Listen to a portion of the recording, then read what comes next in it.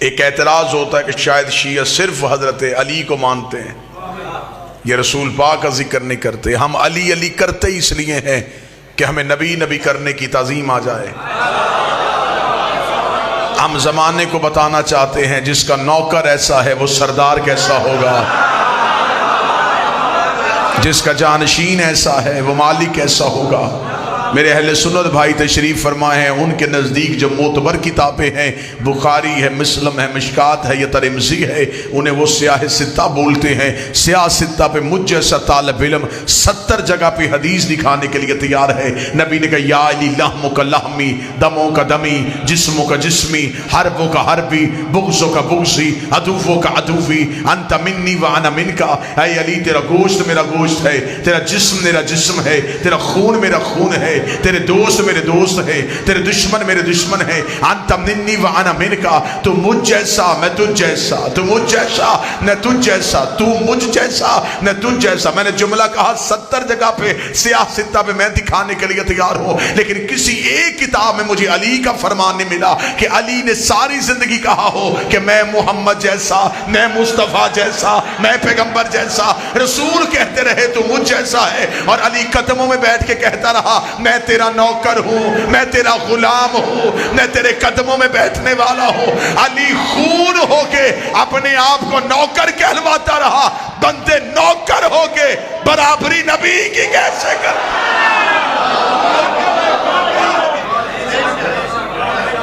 इत्तेहाद कायम हो जाएगा उम्मत में, उम्मत एक जगह पे इकट्ठी हो सकती है। मैं रजवा सादात है, सादात के घर हमेशा आबाद रहे, उम्मती हमेशा सादात की इज्जत पे मामूर रहे। मैं फार्मूला देके जा रहा हूं इत्तेहाद उम्मत का। 4 चीजें जिस पे उम्मत खड़ी है, अल्लाह, नबी, अहले बैत, सहाबा। ऐसा ही 5वीं चीज है ही कोई नहीं। अल्लाह, नबी, अहले बैत, सहाबा। ले मैं इत्तेहाद का फार्मूला देने लगा हूं आज नबी की इस मिलाद की तकरीब में। अल्लाह खालिक, अल्लाह मालिक, अल्लाह सब कुछ, अल्लाह पालनहार, अल्लाह अला कुल्ले शैन कदीर, अल्लाह मुख्तार। अल्लाह के बाद जो मानो वो नबी को मानो। कलमा नबी का पढ़ो, अतात नबी की करो, इज्जत नबी की करो, लेकिन कभी भी नबी को इतना ना मानो कि नबी अल्लाह से बढ़ जाए। नबी की इज्जत है लेकिन एक हद में, अल्लाह की इबादत है, मुस्तफा की अतात। नबी को मानो लेकिन इतना नहीं कि नबी अल्लाह से बढ़ जाए। मन्नतें अहले बैत से मांगो, मुरादें अहले बैत से मांगो, औलाद अहले बैत से मांगो, मुश्किल खुशाई अहले बैत से करवाओ। कभी भी अहले बैत को इतना ना मानो अहले बैत नबी से बढ़ जाए। मस्जिदें सहाबा के नाम पे बनवाओ, बच्चों के नाम सहाबा के नाम पे रखो, लेकिन कभी भी सहाबा को इतना ना मानो कि सहाबी अहले बैत से बढ़ जाए। अल्लाह अल्लाह रहे, नबी नबी रहे, अहले बैत रहे, सहाबा सहाबा रहे। अगर आप भी किसी बंदे के चेहरे पे परेशानी है तो मैंने जुमला शिया मुकर्रर बन के तो नहीं कहा था, मैंने तो इत्तेहाद उम्मत का फार्मूला दिया था। अगर कोई कहता है कि ये सारी चीजें एक जगह पे दिखा तो मैं एक जगह पे दिखा देता हूं। मस्जिद अल्लाह की थी, सजदे में नबी था, पुश्त पे अहले बैत थे, पीछे सहाबा थे। अल्लाह की मस्जिद थी, सजदे पे हमारा नबी था, पुश्त पे अहले बैत, पीछे सहाबा थे।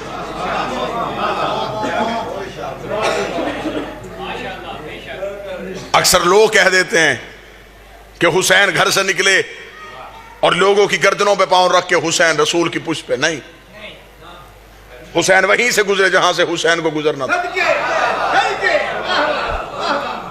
अगर हुसैन का पांव किसी की गर्दन में आ जाता तो फिर वो सहाबी रजी अल्लाह ना रहता, अलैहि सलाम हो जाता।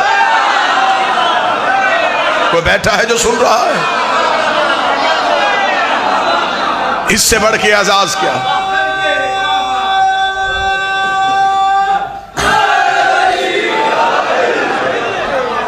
हुसैन वहीं से गुजरे जहां से हुसैन को गुजरना था।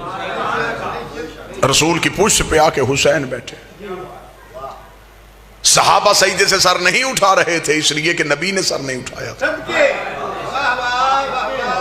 सहाबा को इंतजार था कि नबी उठे तो हम उठे, नबी को इंतजार था वही आए तो मैं उठूं, वही को इंतजार था जबरील लेके जाए तो मैं जाऊं, जबरील को इंतजार था खुदा भेजे तो मैं जाऊं, खुदा को इंतजार था हुसैन उठे तो मैं भेजूं।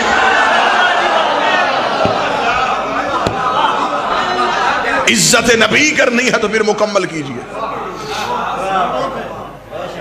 ये नौजवान तशरीफ फरमाए, इनके एक बैज लगा हुआ है रसूल की नलैन की छवि, लोगों ने अपने अमामे के ऊपर भी लगाई हुई। हम शिया एहतराम करते, हम तो इसे भी चूमते, इसे कि हमने कभी नहीं कहा कि छवि चूमना हराम है, हम चूमते इसलिए। मैंने बाबा तनवीर शाह जी एक अपने अहले सुन्नत मौलाना दोस्त से पूछा था, मैंने कहा जी मुझे इस बैच की समझ नहीं आई। उसने कहा ये नालैन मुबारक रसूल का अक्स है। मैंने कहा उस नालैन को नबी के पूरे तबरुकात में उसे क्यों याद रखा? उसने कहा इसलिए कि हम नबी की मेराज के कायल हैं, हम नबी की नालैन अपने सीने पे लगा के लोगों को बताते हैं ये है वो जूता जो आर्श पे गया था। मैंने कहा हद हो गई, नबी के साथ जाने वाला जूता याद है, पर्दे से निकलने वाला हाथ याद। तारीख नबी की 12 थी या 17 थी। 3-4 साल तो हो गए मुझे रजवा सादात के मुख्तलिफ प्रोग्रामों में आपके सामने हाजिरी देते हुए। इसके अलावा मुझे वो चेहरे भी नजर आ रहे हैं जो पूरा साल की मजालस में मुझे मिलते। इतने मजमे में किसी को याद नहीं है और किसी को नहीं पता कि मेरी तारीख पैदाइश क्या है।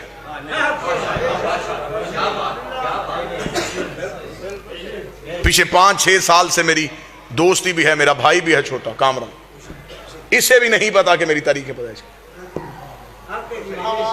मेरे यारों को भी अक्सर को नहीं पता।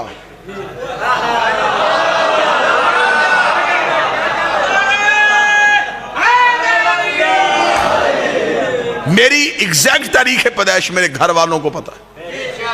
तो लड़ाई खत्म करते हैं, 12-17 की लड़ाई खत्म करो, आओ नबी के घर वालों से पूछते हैं।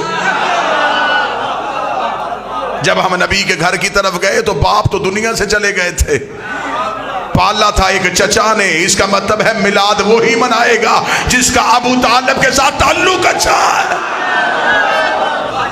इज्जत नबी करनी है तो फिर इज्जत नबी उस म्यार पे कर जो मेरे नबी का हक बनता है।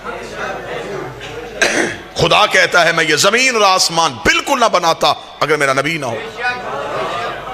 हदीस कुदसी है, ये जमीन, ये आसमान, ये दरिया में रवानी, ये समुद्र में तुग़यानी, ये सब कुछ है तो नबी की वजह से। नबी ना होते तो ये कुछ भी ना होता। जो बंदे शिया सुन्नियों को कहते हैं कि या रसूल अल्लाह नहीं कहना चाहिए, या जिंदा के लिए होता है, रसूल से मदद नहीं मांगनी चाहिए, सलाम नहीं पढ़ना चाहिए, मैं उन भाइयों को जवाब देने लगा। वो भी ये हदीस कुदसी मानते हैं कि खुदा कह रहा है जमीन और आसमान खल्क न करता अगर मेरा नबी ना होता। आज रजवा सादात में लाइटें लगी हैं, क्यों? मिलाद की वजह से। इस बारगाह में कलीन बिछा है, क्यों? मिलाद की वजह से। ये मिंबर सजा है, ये मोमनीन आए हैं, ये रौनक है।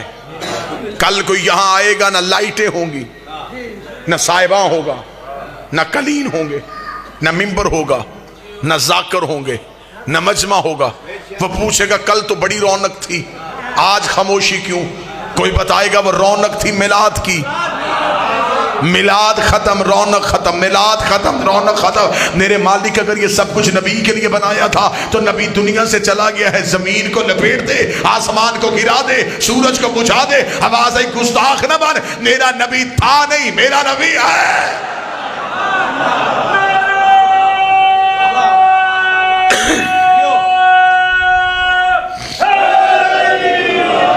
पाला था, परवरिश की थी हमारे नबी की अली के बाप ने,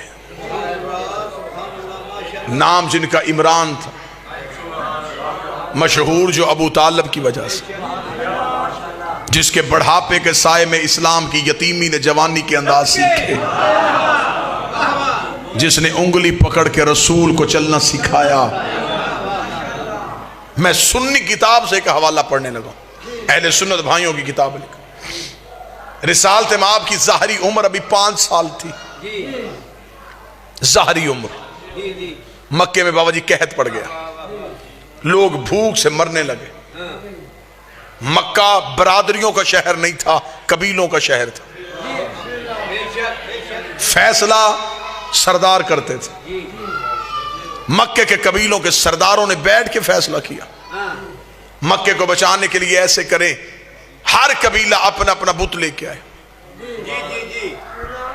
और मक्के के बाहर सहरा में अपने अपने बुतों को रखते। हर कबीला अपने बुत के आगे बैठ के उसकी पूजा करेगा। किसी न किसी बुत की वजह से बारिश नाजल हो जाएगी। जब यह फैसला मक्का में हो गया तो एक सरदार ने उठ के कहा, हम तो सारे आ जाएंगे, हाशमी किसे लाएंगे? क्योंकि मक्का का कोई इज्तिमा ही नहीं होता था जिसमें हाशमी नहीं होते थे, क्योंकि बाकी सारे कम्मी थे, ये अकेले सरदार थे। 40 में से 3 सरदार उठे, उन्होंने कहा हम जाते हैं अबू तालिब के घर। इन जाकर दरवाजे पे दस्तक दी, अंदर से नबी और अली के मुश्तरका बाप हजरत अबू तालिब बाहर आए। उन्होंने आके कहा, ए अबू तालिब, मक्का में कहत है, कल हमने इज्तिमाई पूजा का बंदोबस्त किया है, अगर तुम्हारा भी कोई खुदा है तो तू भी लेके आ, क्योंकि आज तक हाशिम ने नहीं बताया किसकी पूजा करते हैं, अब्दुल मुत्तलिब ने नहीं बताया ये किसकी पूजा करते हैं। हज़रत अबू तालिब ने मुस्कुरा के कहा, कल इंतजार करना, हम भी आएंगे। बाबा जी मक्के में ये बात आग की तरह फैल गई कि अब देखिए अबू तालिब किसे लेके आएगा। अबू तालिब का तो कोई खुदा नहीं था, इसका बुत कौन सा होगा? ये हजरत अबू तालिब के घर की तरफ देख रहे थे। मक्का में बुत घरों से बाहर आ चुके थे। जहन में नक्शा रखना, बुत घरों से आ गए। एक एक कबीला अपने अपने खुदा के सामने बैठा है, पंजों के बल खड़े होकर रसूल के घर की तरफ देख रहे। थोड़ी देर के बाद अबू तालिब के घर का दरवाजा खुला। कुल्ले ईमान के बाप का पहला कदम मक्के के बाजार में आया। लोगों ने पंजों के बल खड़े होकर मंजर देखा कि अबू तालिब के हाथों में कौन सा बुत है। अबू तालिब के हाथों में तो कोई खुदा नहीं था, लेकिन सुन्नी किताब शिया किताब मुतफिक अलैह लिखा कि अब हजरत अबू तालिब के कांधे में 5 साल का पैगंबर बैठा हुआ था। अपने 5 साल के मुस्तफ़ा को कांधे में बिठा के मक्के की गलियों से टहलते हुए अबू तालिब जा रहे थे और मक्के के सरदारों के करीब से गुजर के किताबें कहती आज मक्के की इतनी ऊंची चोटी में जाके खड़े हो गए कि मक्का में घर के सेहन में बैठी हुई काफरों की माओ की गोद में लेटे हुए काफरों के बच्चे भी अबू तालिब का चेहरा देख रहे थे। आज हर मर्द सर अबू तालिब का चेहरा देख रहा था। अबू तालिब जब मक्के की चोटी में जाके खड़े हो गए, अरब के काफरों ने कहा, अबू तालिब हमने कहा था अपना खुदा लेके आ, तू अपने भतीजे को लेके आ गया है। अबू तालिब तू बता, क्या तू भतीजे की पूजा करता है? अबू तालिब ने कहा इन खुदाओं को क्यों बुलाया है? कहने लगे बारिश के लिए। हजरत अबू तालिब ने हमारे नबी के छोटे छोटे हाथों को थामा, आसमान की जानब करके कहा, मेरे अल्लाह तुझे इन हाथों का वास्ता, आसमान से बारिश नाज़िल कर। इधर मक्के में बदली आई, आसमान से बारिश होनी शुरू हुई, नबी के चेहरे में मुस्कुराहट आई। आवाज़े परवरदिगार इब्न मुहम्मद, ये कर्जा याद रखना, आज अबू तालिब ने ऊंचाई पे खड़े होके तेरी नबुव्वत का ऐलान किया है। कल पलानों का मिंबर बना के अली की विलायत का ऐलान।